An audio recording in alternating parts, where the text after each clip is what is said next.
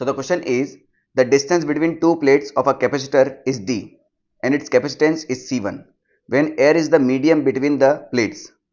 If a metal sheet of thickness 2D by 3 and of same area as plate is introduced between the plates, the capacitance of capacitor becomes C2, the ratio of C2 divided by C1. इससे अच्छा सवाल तो IIT में क्या ही देंगे, अब simple सी बात है।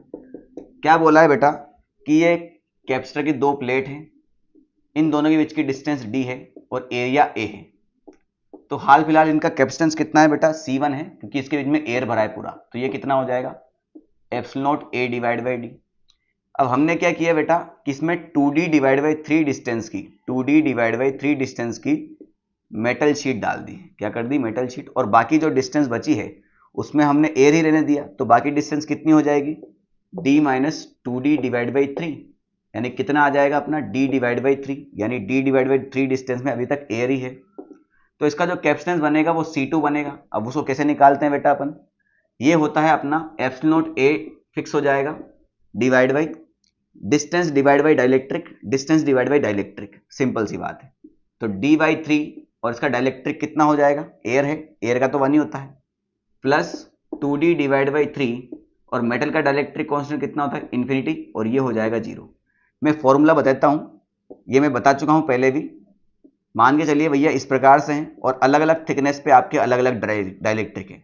T1 पर K1 है, T2 पर K2 है, T3 पर K3 है, T4 पर K4 है, और सबका एरिया सेम है।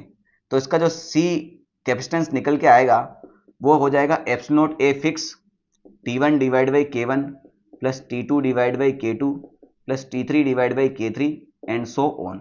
वही अपन ने लिखा है, epsilon not A T1 divide by K1 T2 divide by K2, तो K2 तो इन्फिनिटी हो गया, तो ये 0 हो गया। तो C2 कितना आ जाएगा? Epsilon not A divide by D, और ये 3 ऊपर आ जाएगा। हमसे C2 डिवाइड बाई C1 पूछा है, तो कितना हो जाएगा? 3 epsilon not A divide by D divide by C1 हमारा epsilon not A divide by D है। ये पूरा खत्म हो गया, तो आंसर कितना आ जाएगा बेटा? 3:1। 3:1 कहाँ है? ऑप्शन नंबर A में है। तो बहुत ही आसान सवाल है, बस आपको बेसिक फॉर्मूला पता होना चाहिए, ठीक है।